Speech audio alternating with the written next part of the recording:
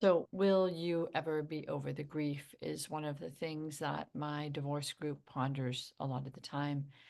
And when they feel like they get stronger, then something sort of sets them back and they're back in their grief again. It's important from time to time to notice how much of the grief has come off your shoulders. And maybe there's new grief that you haven't processed yet. But imagine that the grief could be like a heavy coat and you've maybe been carrying it or wearing it for a long time.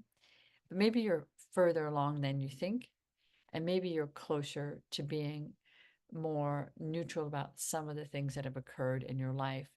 Because if you're moving forward, you can't hang on to the past. Like you have to almost like you can't have it all. You have one part of it. If you want to move forward, you got to put your energy forward. But you can't do that if you're grieving. So it is this delicate balance, this back and forth. But in our group today, we talked a lot about how far people were, how far they had moved forward. Would they ever wake up and be like, "Yes, I'm okay now"? Probably yes, and probably no. Some days, but some days the impact and the sadness of losing something that was important to you and had many decades with you is difficult. So it's gonna once in a while come over you. I always think about, this really important strategy, which is don't allow yourself to think about things too much if you're not feeling strong. So think about the times in your day and in your life when you're the strongest, when you're the clearest thinking.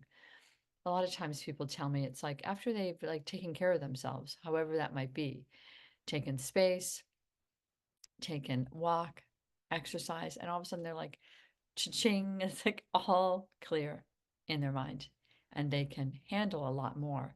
So if you're not handling things and you're not able to process things, then don't. Wait until a time that you're much stronger, that you can actually move into. I can handle a lot more and I see it and I feel it and I can think about this now because there's more to it than just it's going to dissolve me. So remember, there's strategies to processing pain.